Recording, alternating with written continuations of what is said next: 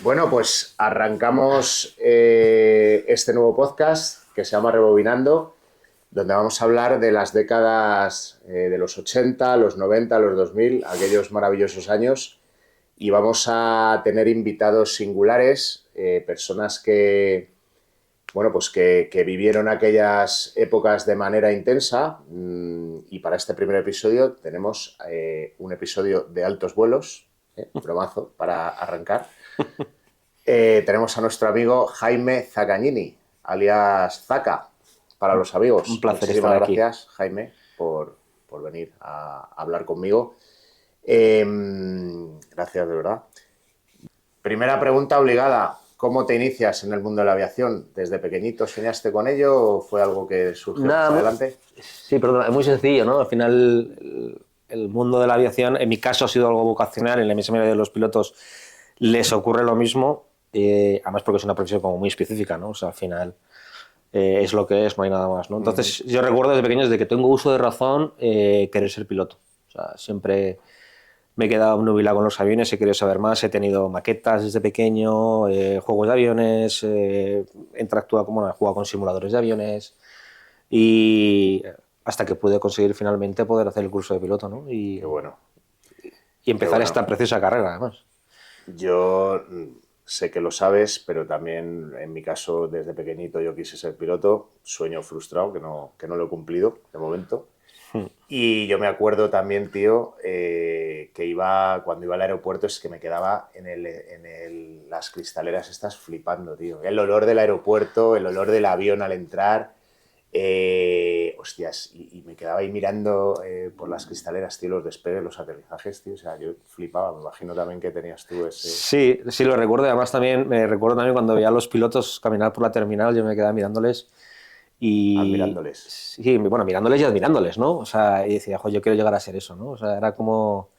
Y me quedaba obnubilado viendo a través de los ventanales los aviones. Desde pequeñito. Desde pequeñito. Siempre he querido ser piloto. Vamos a ligar esto con la temática del canal, ¿no? Desde pequeñito que estarías, pues eso, en las décadas 80, 90.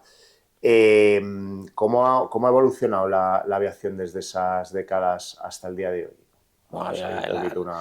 A ver, a nivel tecnológico ha evolucionado muchísimo, ¿no? A nivel de automatismos, a nivel de surgimiento de nuevas compañías, se ha convertido en un mercado que es lucrativo, que es un mercado que da beneficios. Antiguamente no, eran compañías de banderas, tales como a lo mejor Iberia, Lufthansa, KLM, todas estas, ¿no?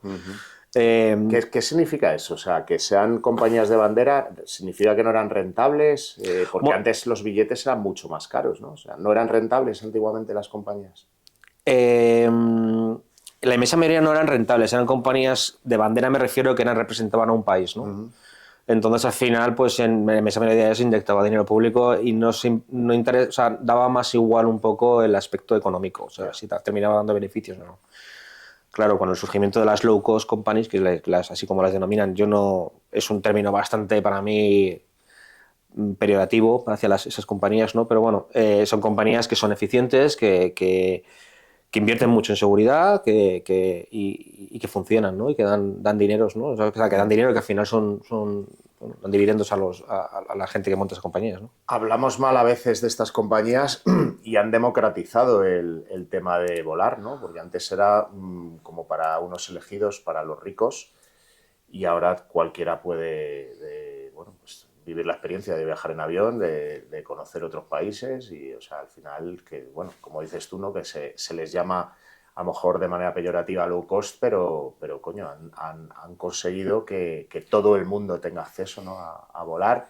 Quizá es menos glamuroso, ¿no? Sí. Ahora que antes, pero bueno, al final, pues eso, que todo el mundo que quiera puede viajar y puede conocer el mundo. Sí, mira, ahora como bien sabes, o sea, hay billetes de vuelo que te pueden costar incluso menos de 20 euros, ¿no? Te sale más barato quizás a veces ir en avión que ir en autobús o en taxi.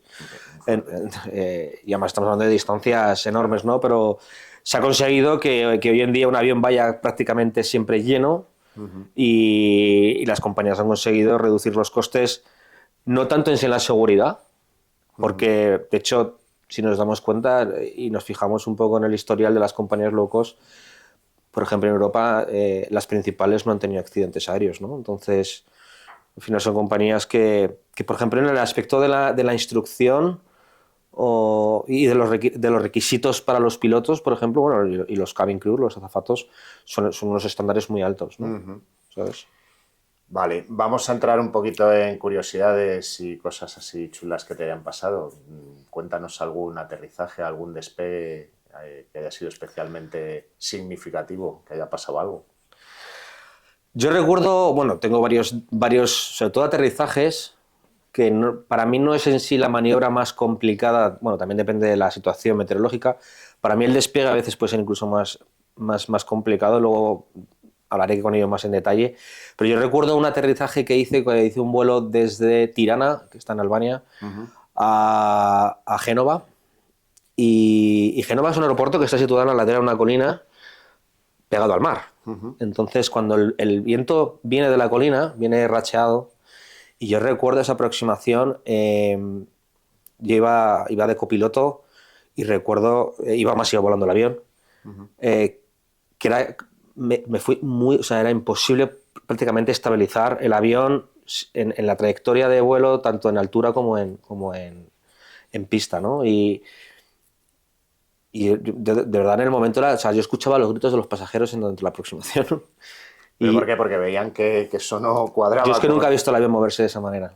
Hay turbulencias. Una turbulencia, o sea, nosotros tenemos unas barras que se llaman los flight directors y nos marca un poco dónde tenemos que apuntar, ¿no? Y la barra del flight director se me iba de una esquina a otra de la pantalla, ¿no? Nosotros tenemos una pantalla que se llama el Prime Flight Display y se me iba el flight director, que es el director de vuelo, vamos, se me iba de un lado a otro y era imposible. O sea, y yo recuerdo que en ese aterrizaje pasé miedo. Sí es cierto que, bueno, esto fue una de las primeras compañías con las que volé, tenía menos experiencia y hoy en día me pregunto si lo más seguro en ese día fue haber continuado el aterrizaje y no haber... ¿Aterrizaste? Aterrizamos, sí. De hecho, cuando aterrizamos nos empezaron a aplaudir, o sea, fue brutal. Qué bueno, pero eso se ha perdido un poco, ¿eh? Eso de todo el mundo ahí. Bueno, no te creas, depende también de la temporada. O sea, es curioso porque durante el invierno nosotros solemos llevar a gente que son oficinistas, ¿no? Gente de los negocios. Y esa gente, bueno, no están acostumbrados a volar, pero nosotros en verano cuando llevamos a todos los turistas y gente que va tiene pues muchas ganas de salir, ¿no? Ahí es cuando se nota de juerga y tal, nota de cuando aterrizas ya están deseando llegar. Y yo creo que les da igual el aterrizaje que hagas, que al final te aplauden, ¿no? O sea, ya han llegado al destino.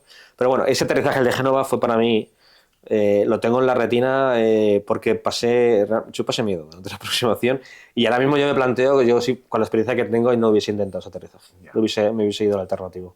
De hecho, fuimos el único avión que aterrizamos esa noche. Qué bueno, qué bueno. ¿Es cierto que el momento del despegue y del aterrizaje son los más peligrosos? Es lo que tenemos siempre los que no sabemos un poco en mente. Sí, son las partes son partes de las fases del vuelo críticas, digamos. Ajá. En las que se requiere una capacidad, o sea, muchísima concentración y no tenemos una serie de listas además que tenemos que seguir, que esté todo perfecto.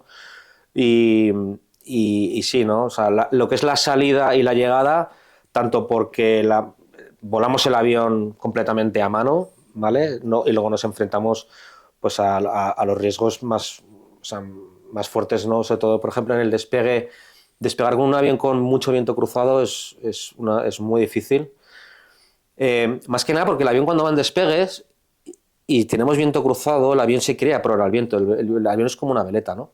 Entonces, tú en el momento del despegue hay un punto en el cual pasamos del centro de gravedad a centro aerodinámico, o sea, hay un cambio de posicionamiento del avión y si encima tenemos viento de cruzado, el avión te quiere echar hacia un lado. Entonces nosotros tenemos que anticiparnos un poco a que el plano no se levante.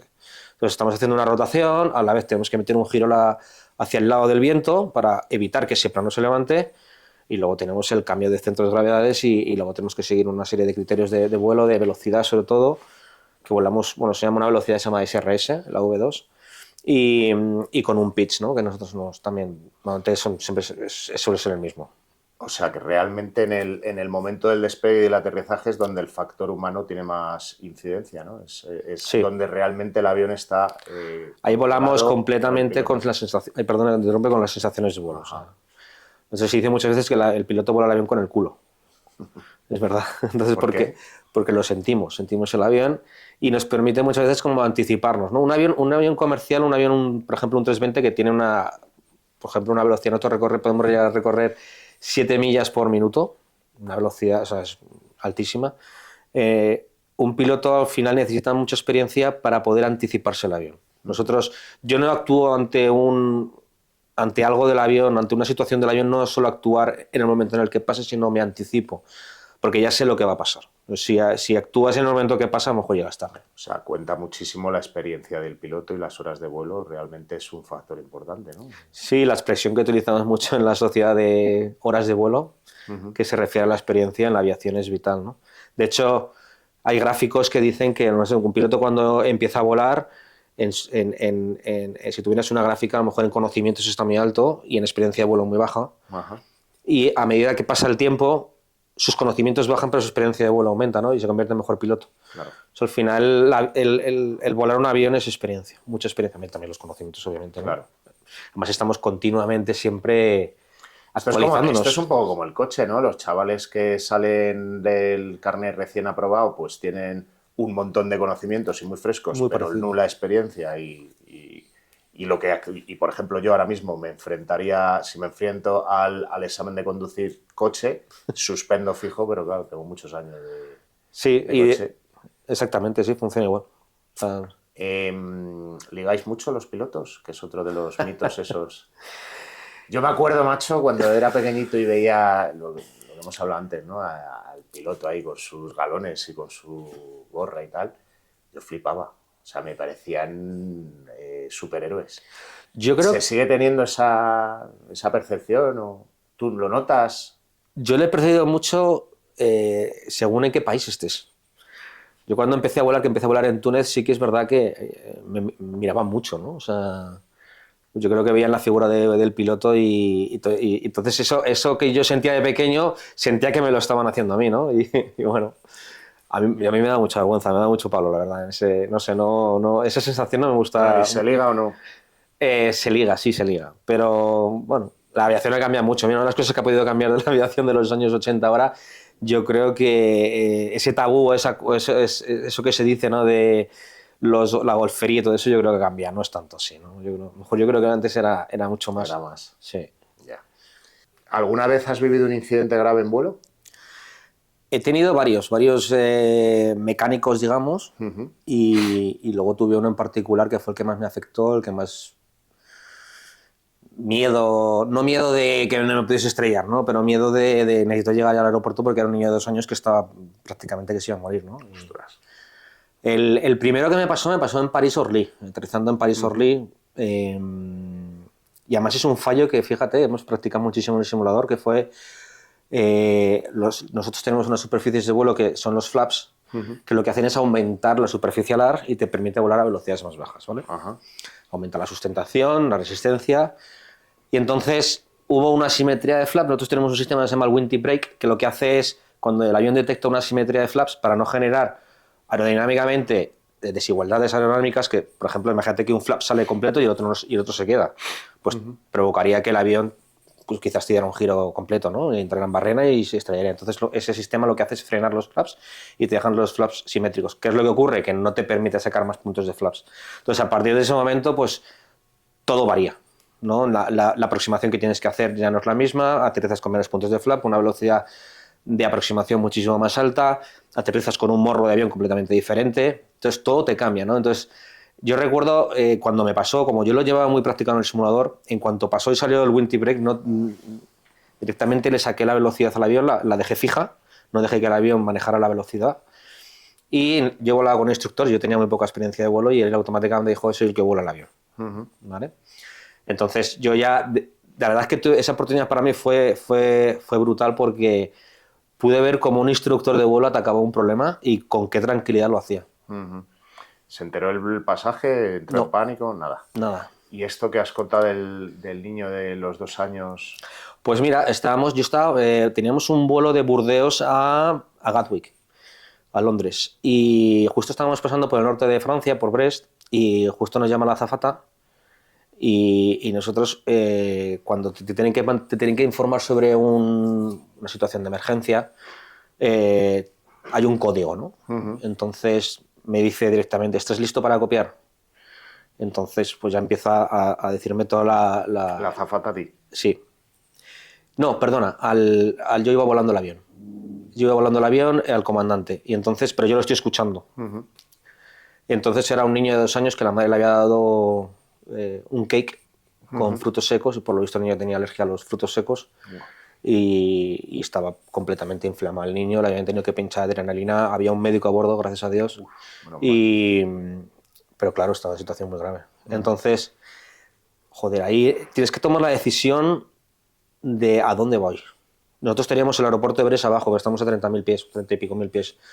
Entonces, es que declaramos PAM, Medical Emergency, y decidimos proceder a Londres, más que nada porque al final más o menos el tiempo que tardaríamos en aterrizar en Brest, en Londres, parece que no, pero al final a esas alturas es lo mismo, y luego es que los controladores aéreos en Inglaterra son extremadamente buenos. Nos quitaron todo el tráfico aéreo que teníamos delante y procedimos hacia Londres, hacia Gatwick, pero vamos, o sea, en línea recta. El espacio aéreo inglés muchas veces pues, está en zonas muy restringidas, ¿no? Claro. Y a velocidad máxima hacia el aeropuerto, y es que yo iba, por favor, yo tenía, o sea, mi cabeza era aterriza ya, ¿sabes? Porque claro, además para entonces yo tenía, también mi hijo tenía 2 años, y yo no me, o sea, esa situación. Y luego empatizaste ahí. Empaticé muchísimo, ¿no? Y lo que pasa es que tienes que mantener la calma, ¿no? Porque estás volando un avión y entonces, bueno, pues tienes que mezclar un poco la velocidad con la que vuelas el avión para intentar llegar antes con la seguridad máxima. Lo que no te puedes permitir es ir a una velocidad muy, muy grande, meterte en aproximación y no poder aterrizar porque vas a mucha velocidad. Claro. Porque al final no has conseguido estabilizar el avión como tienes que hacerlo, ¿no? Entonces, bueno, eso yo recuerdo que pasé, que fue muy estresante para mí. Has hablado de los controladores. ¿Es tan estresante la actividad de un controlador como pensamos? ¿O? Sí, bueno, también depende. O sea, como vemos en las películas, hay que estar ahí atacados. Claro, normalmente los controladores a los que se ven en las películas son los controladores de aproximación. Hay varios tipos de controladores, hay control radar, control de aproximación, control de tierra, control de torre, ¿no? Y el control de aproximación esto funciona como un embudo, ¿no? Los aviones van llegando al aeropuerto y les van metiendo como en un embudo, donde les van colocando en fila. Luego, además, también cada avión mantiene una separación entre ellos, pero dependiendo de si el avión delante, por ejemplo, es un heavy, es un avión grande, pues el de atrás tiene que estar a una distancia mayor que, por ejemplo, si llevamos 2 aviones de tamaño medio, por ejemplo, ¿no? Entonces, todo eso tiene que ir controlándolo y claro, imagínate, hay momentos en los que un control de aproximación se encuentra que hay tormenta en ese aeropuerto, empiezan a haber problemas, que si un avión tiene problemas de combustible, que si otro no se puede meter por esta zona. Entonces, yo me imagino que ser controlador... De hecho, los controladores con mayor experiencia son los que se van a terminar en aproximación. Ajá. De hecho, tienen turnos de 1 hora, 2 horas, ¿no? Y siempre, además, tienen una persona detrás que está monitorizando lo que hacen. Ya, por si acaso. Supervisor. Hay un supervisor, sí. Y un poco yéndonos a décadas pasadas, ¿cómo ha evolucionado la tecnología de las cabinas desde que recuerdas hasta el día de hoy? Bueno, tenemos en mente un poco que, te digo lo que veo yo, por ejemplo, como persona que no tiene ni idea, ¿no? Que me gusta mucho la aviación y lo sigo, pero no tengo ni idea de los aspectos técnicos. La sensación es que hoy los aviones aterrizan solos, ¿no? O eso dicen, que tú pones el joystick, pum, dices dónde tiene que caer y antiguamente, en las películas al menos, era como que el piloto tenía el control total del avión. ¿Esto es cierto? ¿Cómo ha evolucionado? ¿Es verdad que ha pasado de control total a que lo hace todo el ordenador? Una muy buena pregunta. A ver, la evolución de la aviación a nivel tecnológico lo que ha hecho ha sido mejorar la seguridad del vuelo y hacer que los vuelos sean más eficientes y podamos volar en condiciones mucho más variadas, ¿no? De meteorología, de baja visibilidad y de incluso de mayor tráfico aéreo. Si tú ahora, por ejemplo, te enciendes hay ciertas aplicaciones que tú puedes ver la cantidad de aviones que hay, por ejemplo, en Europa, es inmensa, ¿vale? El Flight Radar ¿no? Que sí, la página de internet yo la veo a veces. Ves los avioncitos amarillos y está lleno, ¿no? Macho. Entonces, en el aspecto de cuántos... Antes, por ejemplo, en una cabina de un avión había hasta 5 personas. Estaba el navegante, estaba el mecánico o el que controlaba los sistemas, están los 2 pilotos y el radiotelefonista, ¿no? Hoy se ha simplificado todo de tal manera para hacerlo más eficiente que al final son los 2 pilotos que llevan todo, ¿no? Para ello también la cabina ha sido modificada y antes, por ejemplo, nosotros teníamos muchos switches o botones de acción detrás y han pasado todos a un overhead panel que tenemos, donde tenemos todo el sistema hidráulico, eléctrico, de aire acondicionado, de presurización, ¿no? Entonces todo está al alcance, ¿no? También es verdad que la formación que recibe un piloto ya no es solo de vuelo, sino también a la hora de poder conocer los sistemas del avión, entenderlos, poder atacar cualquier problema y saber cómo gestionarlo, ¿no? Al final. Luego con el tema de los automatismos es una cosa que me han dicho muchas veces, ¿no? Como un avión vuela solo, ¿no? Al final nosotros tenemos el piloto automático en ciertas fases del vuelo es obligatorio el uso. Hay un espacio aéreo que se llama RVSM, que es Reduced Vertical Separation Minima, que al final que es un espacio aéreo donde los aviones, uno que va enfrente de otro, en la misma ruta, están separados por 1000 pies. 1000 pies son 300 metros.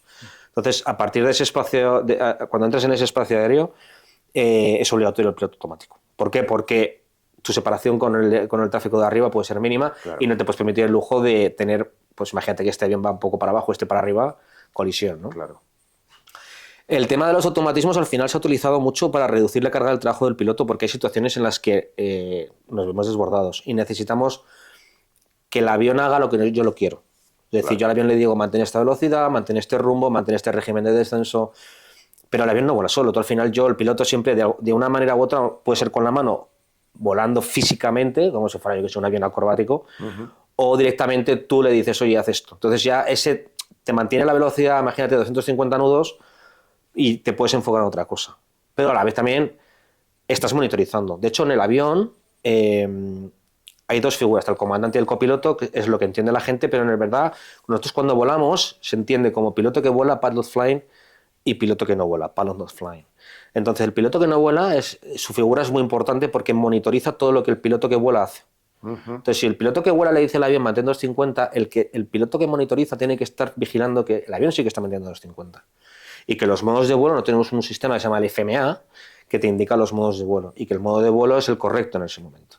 Entonces, al final, el piloto sigue volando el avión, pero de otra manera. Se entiende, ¿no? Y luego también los automatismos tienen muchas limitaciones. Por ejemplo, como decías, o sea, un avión sí puede aterrizar solo, pero para que un avión pueda aterrizar solo, el aeropuerto tiene que estar capacitado para que el avión pueda aterrizar solo, y el avión tiene que tener todos los sistemas para que pueda aterrizar solo, y la tripulación tiene que estar habilitada en un simulador para poder aterrizar sola. Para que pueda aterrizar sola, para que él pueda dejar que el avión aterrice solo. Y yo te aseguro, vamos, yo si hiciera una encuesta, te aseguro que posiblemente saldría al 100% que el piloto prefiere aterrizar el avión a que lo aterrice el avión mismo, ¿no? El ordenador. El ordenador de a bordo. Nosotros solemos utilizar en piloto automático en condiciones de visibilidad nulas. Hay diferentes tipos de aproximación. Están los de no precisión y los de precisión. Y entonces los de precisión tenemos categoría 1, categoría 2, categoría 3A, categoría 3B, ¿no? Entonces, cuando nosotros hacemos una aproximación de categoría 3B, por ejemplo, tenemos una altura de decisión, o sea, es decir, nosotros no necesitamos ver la pista para aterrizar. Normalmente, en las categorías anteriores, hay un punto en el que si nosotros no vemos la pista, tenemos que irnos al aire. En este tipo de aproximación, por la niebla que hay, no necesitamos ver la pista. Sí es verdad que necesitamos tener una visibilidad horizontal, que se llama RVR, que la mínima son 75 metros. Oye, ¿qué se siente llevando una máquina tan poderosa, tío, con tanta gente a tu cargo, ¿no? Bajo tu responsabilidad?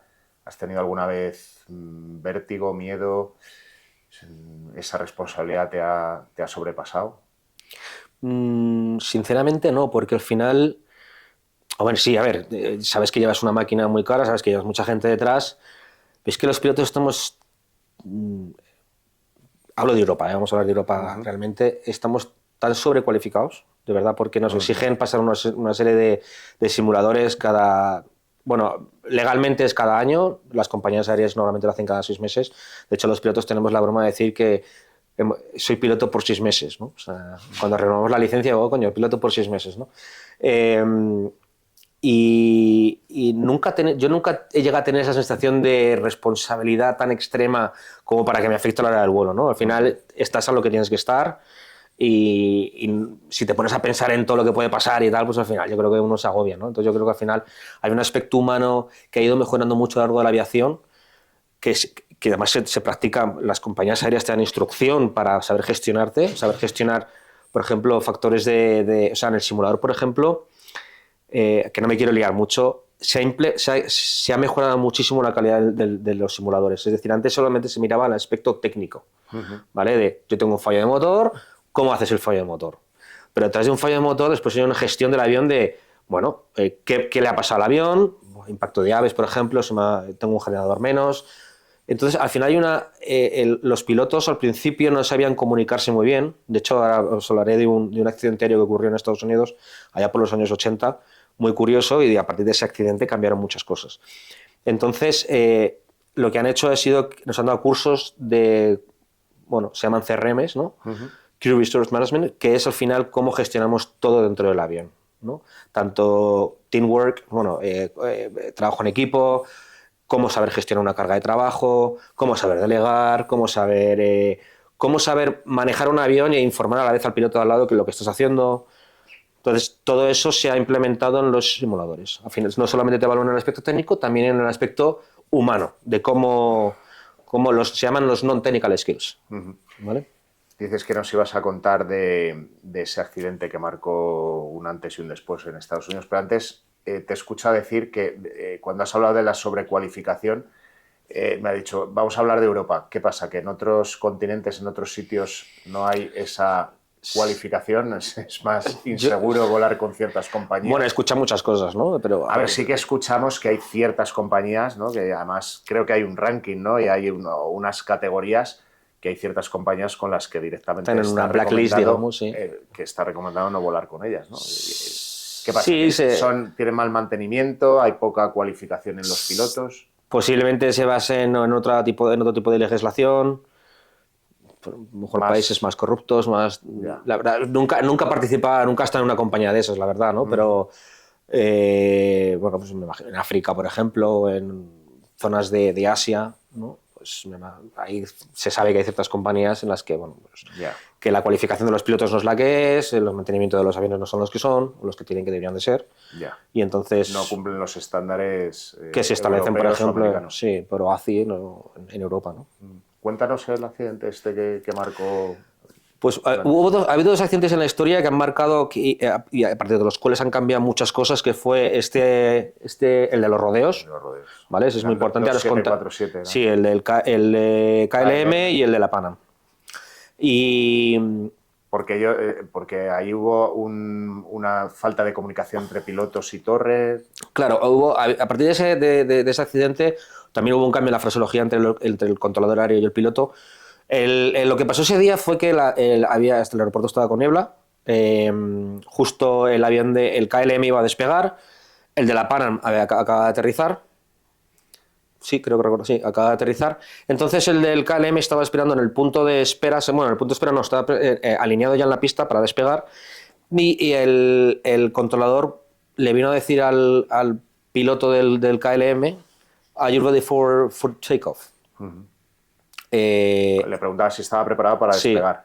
Sí. Y él entendió que preparado para despegar. Entonces él entendió tal. El copiloto entendió muy bien lo que estaba pasando y le puso en duda al comandante. El comandante para ese entonces del KLM era como la máxima evidencia de la aviación en Holanda, ¿no? Sí. Y además era el cumpleaños de su hijo, tenía mucha prisa y le dijo que sí, que estamos autorizados a despegar, ¿no? Y el controlador le estaba preguntando eso porque el de la Pan Am había aterrizado o estaba no sé por qué estaba, no, de la Pan Am iba a despegar también, pero como eran aviones muy grandes no podían hacer el taxi por cualquier parte del aeropuerto, entonces el taxi lo hacían a través de la pista, ¿vale? Y entonces el de la Pan Am se había metido dentro de la pista, tenía que abandonar pista y meterse para despegar, ¿no?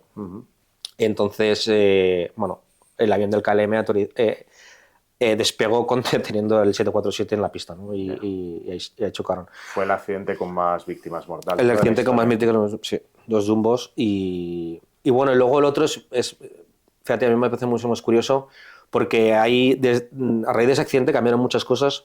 No sé exactamente en qué ciudad de Estados Unidos pasó, ni dónde pasó, pero el avión, un Boeing, tuvo un fallo del tren de aterrizaje y el comandante se quedó tan obsesionado con cómo aterrizar el avión, con este fallo, con el tren de aterrizaje, que entró en órbita, empezaron a hacer órbitas, el comandante todo el rato obsesionado, entonces el copiloto le dijo en un momento dado, oye, tenemos un problema con el combustible, no podemos Claro, seguir... se nos acaba... Y el comandante le iban a decir como cállate, ¿no? Niñato, cállate, no tienes ni idea, ¿no? Entonces el gradiente antiguamente, en los años 80, el gradiente entre el comandante y el copiloto era enorme, o sea, el copiloto no era una figura representativa en la aviación, ¿no? Tenía que obedecer y punto, ¿no? Al final ese avión se cayó al suelo.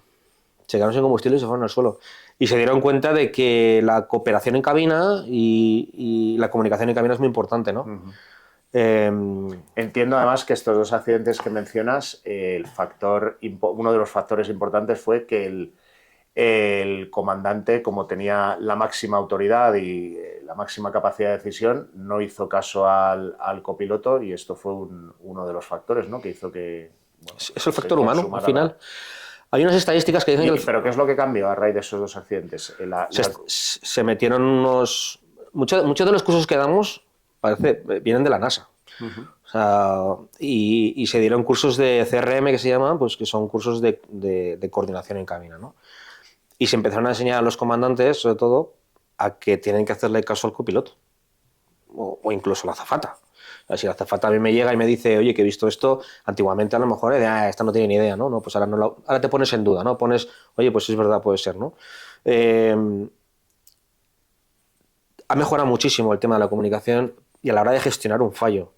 Entonces, todo esto, lo que es el error humano al final, lo que es el factor humano, se ha rebajado muchísimo. Había unas estadísticas, la última vez que lo escuché, que era como que el 80% de los accidentes aéreos son de factor humano, ¿no? Parece que nos dan la culpa a los pilotos, pero realmente esa estadística nos beneficia porque viene a decir que si fuera al revés, si el 80% de los accidentes fueran por un problema técnico, significaría que el piloto no sabe actuar ante un fallo técnico. Entonces no están preparados.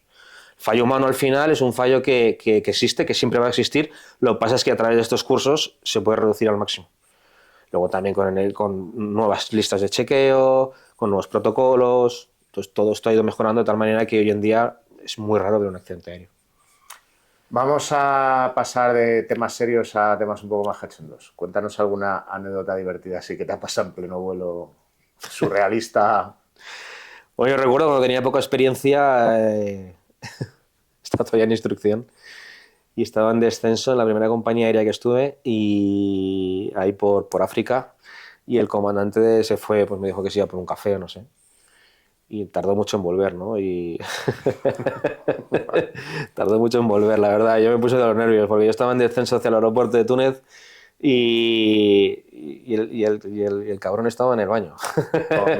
Creo que estaba acompañado, sí. Entonces yo no hacía yo más que llamar. Yo, por favor. El tío despeinado, sí, con la gana. Sí, bueno, tampoco, pero vamos, me dijo, no, lo has hecho muy bien, no pasa nada, ¿no? Al final era verdad, o sea, no. Pero coño, para mí en ese momento fue una angustia que la recuerdo.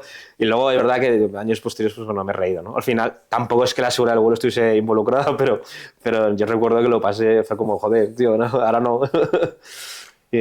No sé, tenía muchas anécdotas, ¿no? También tuve una vez un despegue en el que nosotros tenemos un chequeo que tenemos las ventanillas del avión se pueden mover en este plano, ¿no? Y nosotros tenemos una palanca que cuando la ventanilla cierra se ve una anilla roja, ¿no? Entonces eso nos viene a decir que la ventana está cerrada y bloqueada.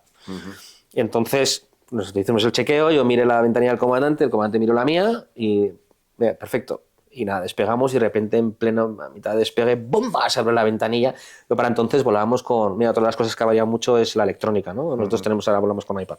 Bueno, en ese entonces volábamos con papel, ¿no? Nosotros tenemos nuestras salidas de navegación y salieron todas por la ventana volando. Claro, de repente el comandante... Despegando. Claro, el comandante del susto, claro, él iba despegando, coño, se fue por la ventanilla, yo tuve que hacerme con los mandos del avión, pero ya have control. Y claro, yo tenía muy poca experiencia, tenía que abortar el despegue, bueno. Entonces, cuando ya paramos el avión, el comandante se me quedó y hizo así, diciendo, madre mía, tú, o sea, ¿qué ha pasado? ¿Sabes? Yo creo que fue un error de la ventanilla, o sea, había veces que yo de verdad que la anilla roja la vi, o sea, pero bueno. Y nada, no sé, fue como una... Yo tenía muy pocas horas de vuelo, o sea, muy pocas. Luego también otro vuelo que es muy importante para el piloto, y yo creo que es el más emocionante de todos, es el primer vuelo que vuelas solo, que se llama el solo flight, que estás con la avioneta y vas con un instructor a la plataforma de vuelo para salir con tu avión, como te llamas de instrucción, y te dice, majete, hoy te vas solo. ¿Solo? Solo. Y te haces unos circuitos visuales, y yo recuerdo... Yo es que me cagué. Pero cuando estás, yo no hacía más que gritar en el aire. Estaba volando, ¡buah! Gritando, ¿no? O sea, era como... Era esa sensación estoy volando solo un volando. avión. Y es curioso porque eso, ¿no? O sea, claro, entraña un riesgo, ¿no? Pero se hace más que nada para aumentar la confianza en el piloto y en ti mismo, ¿no? Porque al final tú estás volando una avioneta con un piloto, con un instructor que le puede pasar algo. De hecho, yo tuve una instructora que le dio un semi-ictus, una cosa así, no sé, no recuerdo muy bien, y tuve que aterrizar yo el avión y ya estaba, no estaba mal, ¿sabes? Pero bueno, que me tuve que hacer yo cargo del avión y tienes que sentir que estás capacitado para poder aterrizar el avión, ¿sabes? Quitarte esos miedos. Oye, ¿cómo se concilia la vida familiar y laboral en el caso de un piloto que pasa tanto tiempo fuera? Y háblanos también un poco del jet lag, cómo se vive con esos horarios tan cambiantes, no sabes si es el reloj interno, ¿no? Ya se vuelve un poco loco. A ver, compaginar el piloto compaginar su vida, la vida normal que puede tener otra persona es complicado, tenemos unos horarios un poco a veces complicados y luego obviamente pasamos tiempo fuera de casa, ¿no? Yo he tenido la suerte que en la última compañía en la que he trabajado, o en la que trabajo, yo siempre, mis días de trabajo son ir y volver, ¿no? Puedo hacer 4 sectores, pero dormiré fuera de casa 2 días al año. Todo lo demás siempre duermo en mi casa, entonces eso me ayuda mucho a compaginar mi vida normal con mi vida social o familiar con mi vida laboral. Es también una de las...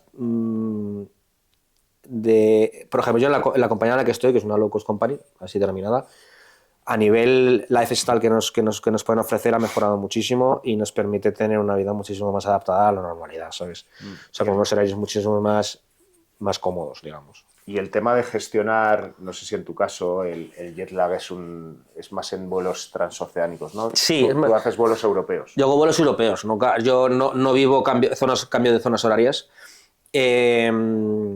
Vamos, 1 hora o 2, ¿no? Como mucho, pero sí es verdad que nosotros tenemos... Hay veces en las programaciones, todo esto está muy legislado además, ¿no? Yo puedo empezar a volar de mañanas, o sea, es decir, a las 5 de la mañana, y de repente, durante un bloque de 5 días, imagínate, y los 2-3 primeros días son a las 5 de la mañana y de repente me pasan a vuelos de por la tarde, ¿no? A empezar a volar a las 3 de la tarde. Entonces ahí hay un desajuste que sí que es verdad que cuesta adaptarte. Entonces, ese tipo de cambios, ese tipo de cambios de programación están muy legislados y no te permiten hacer muchos cambios al mes. Y luego también es verdad que ahí están las flight limitations, las limitaciones de horas de vuelo, que se crearon en su día para reducir la fatiga del piloto, pero hoy en día, y bajo mi opinión, y hay muchos estudios que lo certifican, se exceden demasiado. Nosotros podemos llegar a volar 12 horas en un día sin descansos. Entonces, al final, yo de verdad muchas veces he llegado agotado a casa. Y lo que pasa es que sí es verdad que también tenemos la opción de poder llamar a la compañía y decir, oye, me siento fatigue, no vuelo. Entonces, pues, no hay problema y no vuelas. Hay flexibilidad. Bueno, háblame un poco de las turbulencias, porque seguro que, o te he oído alguna vez, ¿no?, cuando hemos hablado tú y yo, que son una chorrada realmente, pero a los pasajeros nos acojona. Yo he vivido algún episodio que me acojona de verdad, macho, y algunos vídeos en internet que ves que de repente se abren hasta las compuertas, ¿no?, de arriba, estas de los maleteros y tal, y se caen las cosas y entramos en pánico a veces. Cuéntame un poquito. A ver si las turbulencias es algo que cuando nosotros preparamos el vuelo, los tenemos en cuenta. Nosotros cuando llegamos a la oficina nos dan una información sobre el vuelo que viene recogida todo, desde la meteorología hasta la carga que llevamos y todo. Y hay un mapa de tiempo significativo que es meteorológico, que nosotros podemos ver qué zonas puede haber turbulencia. De hecho, hay en algunos casos... ¿Qué es una turbulencia? Una turbulencia es una inestabilidad del aire, es un desplazamiento. El avión se mueve, o sea, para que se pueda entender bien, el avión está encapsulado en el aire. Si el aire se mueve, el avión se mueve. Entonces, cuando nosotros volamos en una atmósfera estable, digamos, pues notamos que el avión va tranquilo, pero luego hay, sobre todo por ejemplo, en el verano, que suele haber muchas térmicas, cambios de temperatura, entonces el aire está inestable, ¿no? Sube y baja. Entonces el avión cuando va por allá, pues pum, pum. O sea, si el aire sube y baja, pues el avión sube y baja, ¿no? Eh, el avión está perfectamente preparado a nivel estructural para poder aguantar hasta turbulencias que nosotros llamamos severas, ¿no? O Oye, sea, ¿y los rayos que puedan impactar en el avión? ¿O sí, no pueden impactar? el avión se comporta como la jaula de Faraday, es decir, no sé si sabes el experimento de la jaula de Mm, Faraday, de un pájaro dentro de una jaula, una corriente eléctrica, el pájaro no se electrocuta, ¿no? El avión funciona igual, luego además tenemos unas tomas estáticas donde se disipa toda la electricidad, ¿no? ajá. Eh, entonces, sí, a ver, un rayo que penetra completamente en el avión a lo mejor puede hacer algún daño, pero normalmente, o sea, a mí me ha pasado y no, el avión está perfecto, ¿no? O No sea, pasa está nada. preparado para ello. ¿Qué, qué aspecto de seguridad crees que es el que los pasajeros debemos tener más en cuenta a la hora de volar? Yo, cuando vuelo siempre, bueno, cuando vuelo de piloto obviamente, pero cuando vuelo siempre de pasajero el cinturón siempre lo llevo puesto. Porque luego también nosotros tenemos una serie de turbulencias que se llaman turbulencias de aire claro, que son turbulencias que son son poco inesperadas y son muy fuertes. ¿Vale? Pues normalmente cuando yo por ejemplo veo ciertas nubes que me pueden provocar cierta turbulencia y las voy a atravesar, antes me anticipo, pongo el aviso de cinturones, ¿no? Entonces ahí la gente está obligada a ponerse cinturón. Yo recomendaría siempre que un pasajero vaya a volar, que siempre lleve el cinturón puesto mientras esté sentado en el asiento, o sea que no cuesta nada, ¿no? Claro. ¿Por qué? Porque ha habido casos de alguna turbulencia inesperada en el que el pasajero ha salido disparado hacia el techo y ha podido tener una lesión medular bastante importante. Ya. Y con las azafatas también, ¿eh? Yo he visto carros el trolley que se llama, donde llevamos la comida, volar por los aires, ¿no?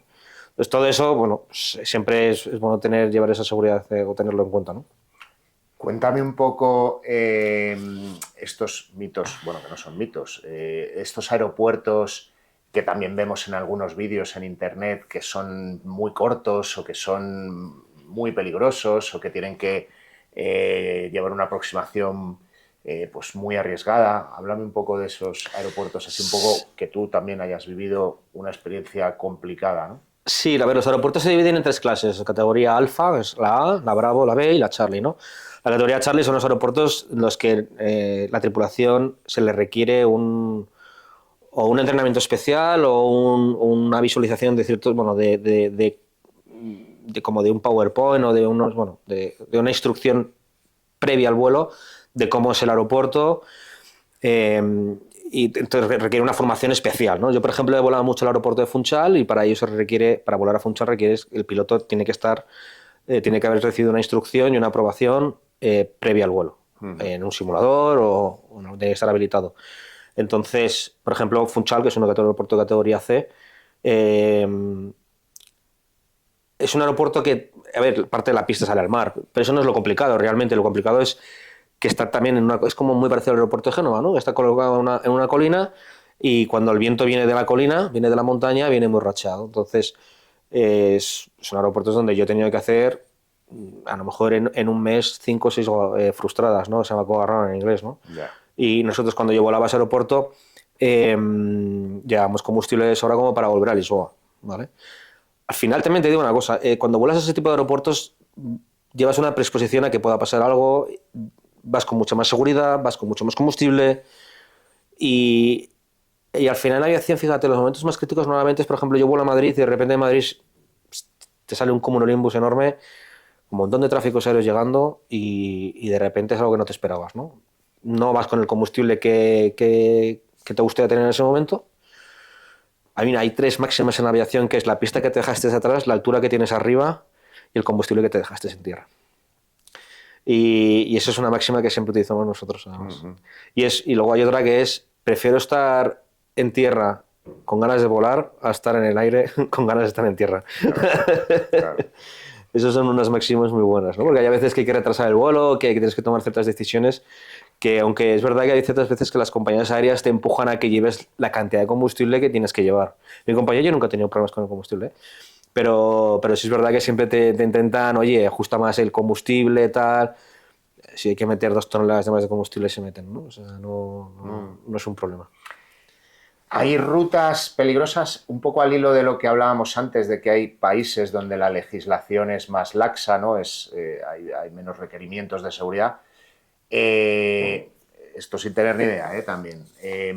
¿Hay rutas o países donde a lo mejor los controladores tengan una formación un poco más, un poco menor, ¿no? que en los estándares estos que hablamos, europeos o americanos, y que dé un poco más de acojone en llegar allí? Sí, sí. Pasa mucho en África, la verdad. ¿Qué pasa? ¿Que vas un poco a la aventura? A ver, para empezar, en África, en mucho espacio de África no está bajo control radar, es decir, al final ellos no tienen la pantallita con los aviones y tal, entonces pues tienes que estar notificando continuamente cuál es tu posición, digamos, Ajá. ¿vale? Luego, por ejemplo, nos van a pasar, por ejemplo, a Nuakchot, a Mauritania, y para empezar, ser una aproximación de no precisión, que es una aproximación ADF muy antigua, y el controlador aéreo, pues al final no ayudarte mucho, la verdad. Y luego también pues tener algún conflicto ¿Del idioma? Bueno, el idioma, por supuesto.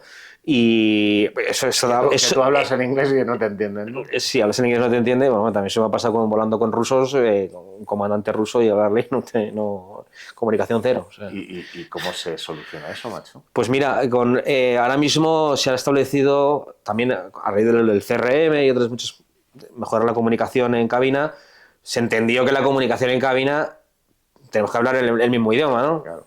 Y nos tenemos que entender. Entonces, pues se estableció el inglés como idioma universal, que de hecho la votación, la última votación para que se estableciese el inglés la dio México. México... ¿Y por qué? Porque si no hubiera sido español. Debe haber sido español. Ahí sí. va. Debe haber sido español. Pero bueno, ahí ya sabes que los anglosajones Ya. saben cómo mover y cómo hacer para que al final salga como ellos quieran. Y bueno, se estableció el inglés. Y hoy en día se requiere un nivel mínimo de inglés para poder volar un avión, que es el nivel 4. Claro. Entonces, pues bueno, ahora mismo ya normalmente el piloto ya tiene que pasar unos exámenes de inglés para poder volar, para poder... Sí, es otra parte, otra licencia más que tenemos, ¿no? Esta pregunta es un poco, a ver si me la sabes responder, seguro que sí. ¿Cómo ha cambiado la relación entre los pasajeros y la tripulación a lo largo de los años? A ver, yo creo que ha ido a peor. Ha ido a peor más que nada porque... ¿En qué sentido? En el sentido del trato. Al final ahora mismo hay muchísimo más pasaje. Que se ha perdido el respeto un poco. Se ha perdido el respeto, más mal educado, digamos. Ajá. Sin pelos en la lengua. Gente que te llega muy borracha, gente que es muy problemática, porque al final hay más vuelos, te juntas con más gente. Entonces... Y nosotros, yo no voy a hablar de nacionalidad. ¿Cómo se gestiona si en pleno vuelo un tío se ha pillado un pedo descomunal y está ahí montando bulla? Bueno, yo tengo muchas anécdotas sobre eso. Yo me acuerdo que vas a aterrizar el avión cada vez que un tío yo me hacía vuelos, yo cuando volaba en Europa del Este, en una compañía Europa del Este, hacía un vuelo que era muy típico, que era desde Riga hasta Canarias, ¿vale? Riga es Letonia, ¿no? Lituania. Letonia, perdona, sí, Letonia. Volaba desde Riga hasta Canarias. A la vuelta, muchas veces, cuando estamos pasando de, Canarias en verano, pone 30 grados, a Letonia pues a lo mejor menos 10 grados, ¿no? Una cosa así, ¿no? Y pues muchos se emborrachaban en el avión, o llegaban ya medio borrachos al avión durante... Para calentarse, ¿no? Claro, entonces todo el vuelo es un vuelo largo de 4 o 5 horas, entonces todo el camino, pues de hecho los azafatos muchas veces tenían que decir, oye, ya no te sirvo más alcohol, ¿no? Pero la gente llegaba, estaba tan etílica en el avión que se miraban encima. Y era llegar a Riga, salían del avión y automáticamente se les congelaba el pantalón, ¿no? Ostras, chaval. O sea, muy curioso. Y yo he tenido que pedir pues 15 sillas, a lo mejor, o 20... O sea, nosotros tenemos un sistema que se llama Lambulift, que es un servicio de asistencia, ¿no? Médica, digamos, y tener que pedir que nos tengan 15 sillas porque el pasajero no se puede bajar del avión del pedo que lleva. Vale. Entonces, eso, por ejemplo, está más regulado ahora mismo. Ahora, si vas borracho, no te dejan subirte al avión. Porque si tienes una evacuación de emergencia, ese pasajero... La gente te dice, no, si yo me quedo durmiendo y no hago nada, ¿no? Claro, pero tiene que estar con los sentidos... Pero si tenemos que hacer una evacuación de emergencia, requerimos que los pasajeros estén capacitados para poder hacer una evacuación de emergencia. Porque ya no importa, importas tú obviamente, ¿no? Pero si tú te caes al suelo y expones a la gente, puedes matar a mucha gente. Entonces al final hay que tener un poco de sentido común. Claro. Y yo he tenido que bajar a gente del avión porque no van en las condiciones adecuadas. O van drogados o van... Claro. O van... Esto que contabas antes de que se ha perdido un poco el respeto, bueno, me imagino que viene un poco como consecuencia de esa democratización, ¿no? en el volar, que Que está muy bien que todo el mundo pueda volar, pero que bueno, que a lo mejor... Los billetes son más baratos, al final todo el mundo puede volar y al final pues siempre te encuentras con gente que no está muy relacionada, no tiene nada que ver con las clases sociales, sino con gente que estaba metiendo en un jardín, no me quería meter. No, pero no es así, no tiene nada que ver. No, al final, cuando algo es más exclusivo, como que lo coges, pues a lo mejor con más seriedad, con más...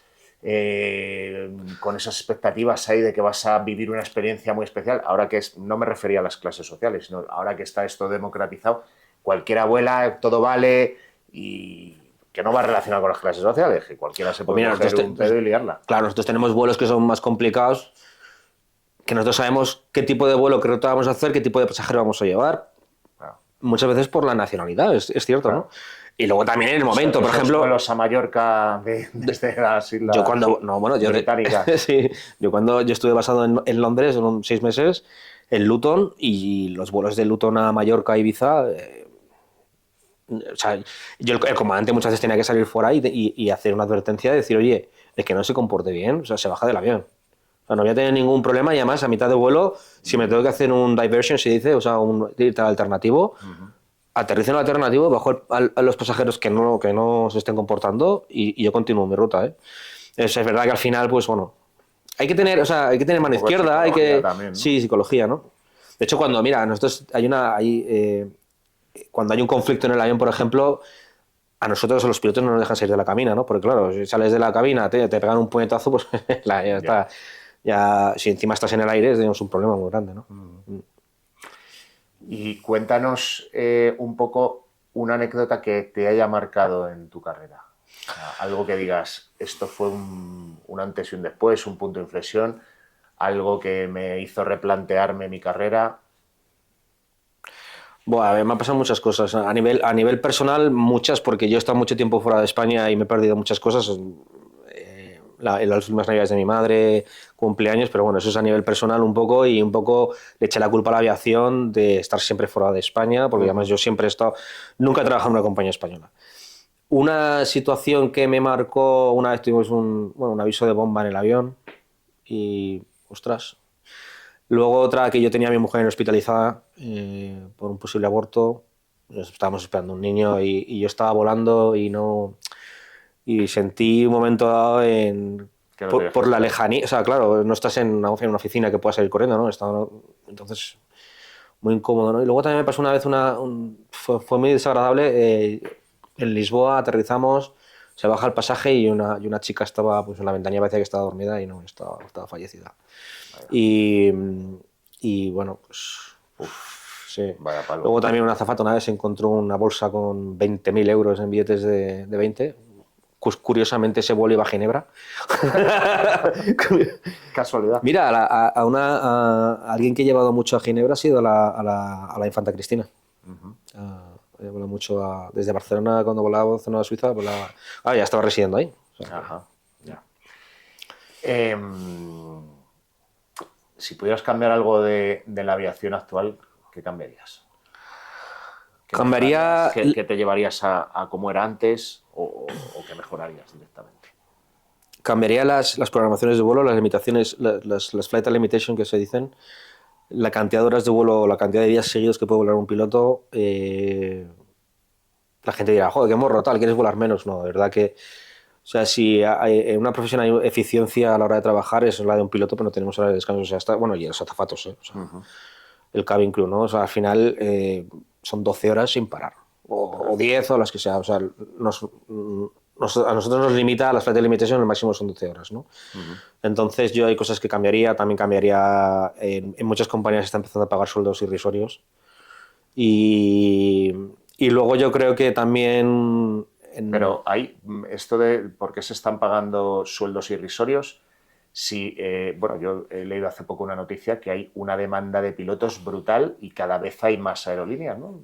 Si hay cada vez más demanda en el mundo laboral de pilotos y no hay pilotos suficientes, ¿deberían de haber subido los sueldos? ¿Por qué no? Porque son... Mira, Fede, estoy hablando, yo no trabajo en España como piloto, pero yo estoy hablando más desde el punto de vista de España, ¿no? En España hay muchas compañías aéreas y además compañías de bandera que están pagando bueno, yo de hecho rechacé entrar en una compañía aérea española porque cuando me dijeron el sueldo dije, o sea, que ganó 3 veces más en la low cost company que llaman. O sea, cuando hablan de low cost company, joder, yo gano 3 veces más que un piloto en esta compañía. En una compañía de bandera, ¿no? Española, imagínate, ¿no? En esa compañía hay pilotos que ganan mucho dinero, que mantuvieron el convenio anterior, el contrato anterior, y los nuevos pilotos que ingresan con unas condiciones diferentes. Y todo esto también, pues el sindicato te debe hacérselo mirar. Me estoy metiendo en un jardín importante, pero es verdad, o sea, yo trabajo en Francia. Bueno, estás siendo honesto, tío. Sí, trabajo en Francia y en Francia tenemos un sindicato bastante potente y que la verdad es que ya no solo en el aspecto económico, sino en el aspecto del el estilo de vida del piloto, el lifestyle, el tipo de programaciones que tenemos y todo eso que, joder, hacen que nuestra vida sea muchísimo más, pues, más adaptable, ¿no? A todo lo demás. Y ya para terminar, tío, a alguien que nos esté escuchando y que tenga ese sueño de convertirse en piloto, ¿qué le dirías? Porque, perdona que te interrumpa, cuando alguien se enfrenta a tomar esa decisión, pues el primer, ese primer miedo un poco que tiene es el coste, ¿no? Que tiene convertirse en piloto. Y es una decisión ya que te va a marcar un poco en tu carrera profesional, ¿no? Sí, a ver, en mi caso, yo conseguí la licencia de piloto en 2007 y justo vino una crisis gordísima, además, aparte de la crisis del 2001, donde cambiaron muchas cosas en la aviación. Y de hecho la aviación cayó muchísimo, ¿no? A partir de 2001, 2008, 2000, bueno, fue un desastre la aviación, ¿no? Y para mí fue una carrera de fondo. No paré de luchar. Yo me presenté a compañías aéreas. La primera que me presenté... Pero no paraste de luchar una vez estabas... Una vez terminé el curso de piloto, llega la parte más difícil, que es ingresar en una compañía aérea, en el cual te encuentras. Yo cuando entré en la compañía en la que estoy ahora mismo, pues éramos como unos 30 y pico aspirantes y entramos 4. Entonces, al final... Y yo te aseguro que yo pensé que no iba a entrar. O sea, había estudiado muchísimo, estaba muy preparado, pero yo al final, joder, es que cogían a muy poca gente, ¿no? Tuve la suerte de que cogían un perfil de persona que se parecía al mío, ¿no? Pero vamos, yo lo que diría es que una vez termines el curso de piloto y que tengas la capacidad de saber que si te toca trabajar fuera de España, a trabajar fuera de España durante la temporada. Yo me fui a África, estuve en Europa del Este.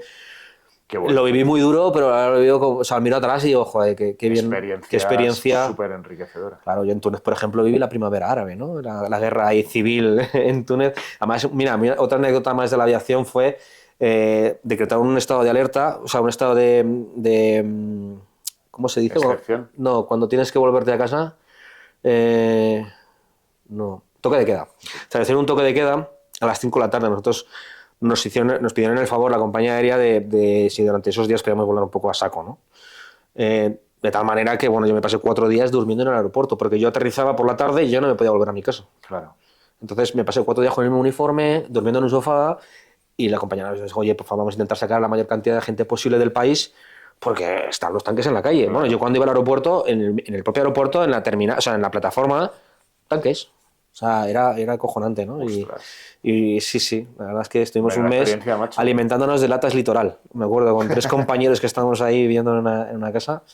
Y sí, teníamos ahí un almacén de latas Litoral, Arsenal, y de eso nos alimentamos. Así que no sé, hay muchas experiencias, ¿no? También, joder, está en Tirana, por ejemplo, en Albania, joder, es un país, pues bueno, que muy peligroso. ¿Albania es muy peligroso? Yo cuando estuve ahí era peligroso.